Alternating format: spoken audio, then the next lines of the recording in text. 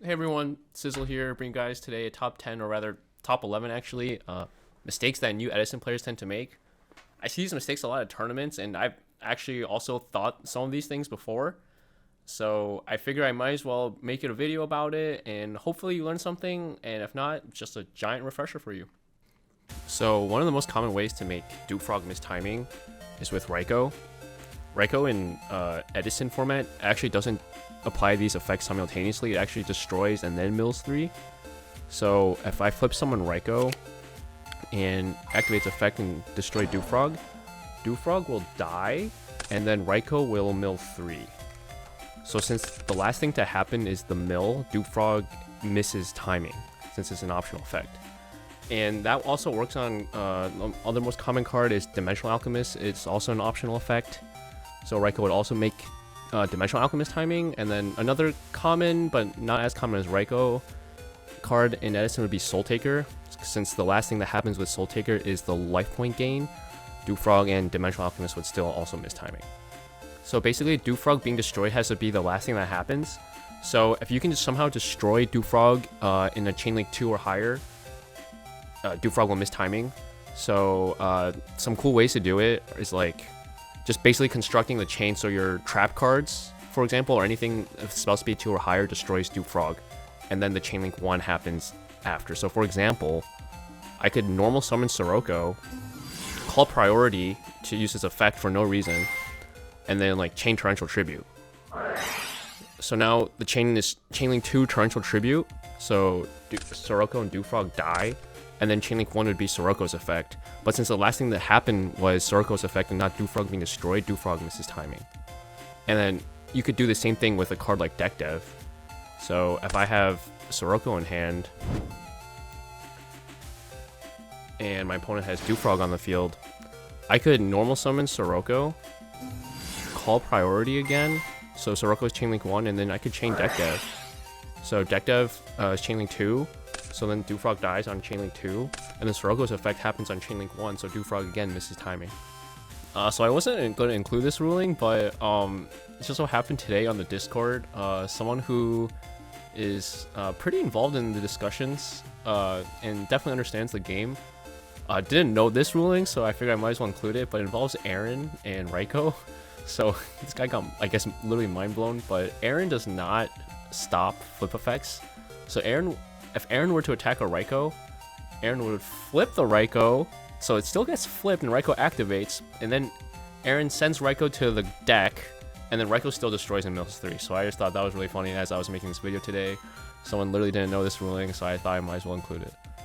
So a lot of people think Darkened Dragon gets priority, and technically it does get priority. However, if it's no longer on the field on resolution, it can't lose the 500 attack and defense to send the monster to the graveyard. So for example, if I were to summon Darkened Dragon and declare priority to target the alias, and my opponent chains Bottomless Trap Hole, chain resolves backward obviously, so Darkened Dragon gets banished as Chain Link 2. And then Chain Link 1 Darken attempts to activate, but because it's no longer on the field, it can't lose the 500 attack and defense. So Alias actually stays on the field. Another common misconception is that people think Miracle Fusion preemptively targets its fusion materials. So my opponent were to activate Miracle Fusion, and I look at their graveyard, I can't ask them like what their targets are. They don't have to pick, so I can't. Like, for example, if they most likely want to pick Swap Frog and Stratos here, I can't activate DD Crow and target the Stratos. If I do, they can still banish the Swap Frog, and then they can banish the Alias on the field. So they still get 0 regardless off of it. Even if I were to summon or DD Crow the Treeborn or the Swap Frog, they could just pick the other water monsters, so they get 0 in this case regardless. The only way to make Crow use Crow to fizzle Miracle Fusion would be if they only had specifically 1 hero or 1 water, because then they would no longer have the necessary fusion materials to summon Absolute Zero. So going off of Elemental Hero Absolute Zero, a lot of people forget that Elemental Hero Gaia has specifically a different fusion requirement, and everyone always forgets this. My friend Jason, sorry to call you out, man, but he top 8 at RBT Orlando, and he still always forgets this. I have to consistently remind him when he tries to cheat me. So if your opponent activates Miracle Fusion, and I look at their graveyard right now, he has a Destiny Hero and an Earth Monster. So if he attempts to banish the Earth Monster and the Destiny Hero monster and special summon Elemental Hero Gaia. Elemental Hero Gaia specifically says one Elemental Hero, not any hero. So in this case, this fusion is invalid. You are not allowed to do that. You must specifically use an Elemental Hero for this. So I've always wanted to do this trick, but it's never come up in tournament for me for some reason. But maybe it'll come up for you guys. And it involves Gemini Spark. So let's say my opponent were to activate Gemini Spark here. Gemini Spark says you tribute one face-up level 4 Gemini and then target one card in the field and destroy it. And if you do, draw one card. So a lot of people don't realize the if you do part. So if my opponent used Gemini Spark here and were to target my Sirocco, I could use a card like Compulse, for example, bounce my Sirocco back to my hand, and then Gemini Spark no longer destroys the Sirocco. So they lose their alias and they don't draw a card. So that's just really good tip or tidbit to know if you're ever playing against Hero Beat. Another really big misconception is with Starlight Road and Absolute Zero, and there's two reasons they're a big misconception for this. Scenario number one, let's say I try to, in this situation, I try to attack Absolute Zero with my Goyo Guardian. Well, one, you can't take Absolute Zero with Goyo Guardian because it must be fusion summoned. So Absolute Zero will die, and then Absolute Zero's effect will trigger. However, since it's in the damage step, you are actually not allowed to Starlight Road here. So your monsters would just get wiped. And a lot of people think you're allowed to Starlight Road there, but you cannot. In scenario number two, let's say we're in the main phase, right? And my opponent has Absolute Zero on the field. And I'm like, dang, okay, well, I know I can't Starlight Road him in the battle phase, so I'm gonna make Dark End Dragon. So now I'm in the main phase, and I'll use Dark End Dragon's effect, and I'll destroy, or I'll send Absolute Zero to the graveyard. And then Absolute Zero's effect will trigger, and then you can chain Starlight Road.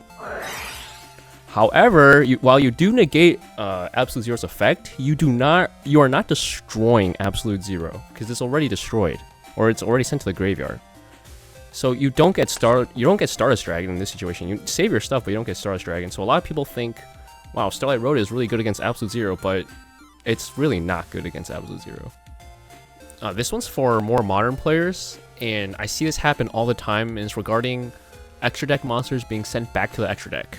Because in Modern, if an extra deck monster is sent back to the extra deck, its effect does not activate. However, in Edison, that's not true. So if I were to, for example, use Compulsory or Wind Blast on Absolute Zero, this happens all the time. People get into an argument if Absolute Zero activates or not. Well, in Edison, it does. So if I were to bounce it back to the extra deck, my board is still destroyed in Edison format. So this ruling is involving Goyo Guardian versus a Vayu made Synchro. So Vayu says you can special summon one Blackwing Synchro monster from your extra deck, but you're not Synchro summoning that monster. So this Armdwing right here is made by Vayu and is not properly Synchro summoned, or it's not properly special summoned, I should say. It is special summoned, but it's not properly Synchro summoned, so you cannot bring it back with like Call of the Haunted. And that also applies with Goyo Guardian. So if I were to attack it, the Armdwing goes to the graveyard, but since it wasn't properly Synchro summoned, I cannot revive it with Goyo Guardian. So this next mistake comes from the Substitoad loop, and I've seen many players when they first start Edison not understand how this works.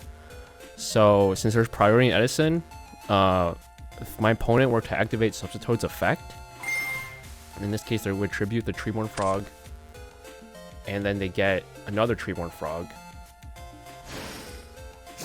A lot of players will Torrential tribute here if they're new, because they don't understand this. So basically what happens is once Treeborn Frog is special summoned, the opponent can maintain priority and say, oh, I'm going to use Dupe Frog or Substitoad again. So they'll use Substitoad again, and they'll tribute the Treeborn Frog. So Substitoad's Chainlink 1, and then Torrential's Chainlink 2. So what happens is Torrential will resolve. Substitoad will die, but Substitoad still gets its effect. So then afterward, their opponent can special summon a frog, and then Torrential's gone. So they still get Swap Frog. Swap Frog stays. Swap Frog gets its effect, and they can do whatever they want. What they should do actually though is wait. So let's rewind the situation. So if we go back and the opponent activates Substitoad again. They tribute their Treeborn Frog. What normally will happen is they'll get the other Treeborn Frog. So you don't do it here, obviously. You wait, they'll activate Substitoad again, and then you wait until they grab Swap Frog. Because what will happen then is they'll activate Swap Frog's effect. And Swap Frog, well, make sure they use the dump effect, not the bounce effect. So once you clarify that and they proceed to go with the dump effect, well, now Swap Frog is activating its effect, so they don't have priority to use Substitoad anymore. So now you would be activating Torrential Tribute here. So how this resolves is Torrential Tribute is Chainlink 2, so the monsters will be destroyed, and then Swap Frog will resolve. They'll still dump a monster, most likely probably Substitoad, but they won't have any monsters on the field afterward. Okay, this last one, I see everyone get this one wrong. You cannot bounce extra deck monsters with Swap Frog. So, for example, if my opponent were to take my Darkened Dragon in this case, he would not be able to activate Swap Frog's effect to bounce. Because Swap Frog's bounce effect is a cost to bounce, and it says you must bounce it to your hand. So since the extra deck monster cannot go to the hand, the cost cannot be fulfilled to gain the effect of an additional normal summon for a frog monster. So you are actually just not allowed to bounce, even try to bounce the extra deck monster here. Hey everyone, thanks for watching. If you like this type of content, please consider subbing. I'll definitely be making more Edison related content in the future, and just hope to keep pumping those videos out for you guys. Thanks.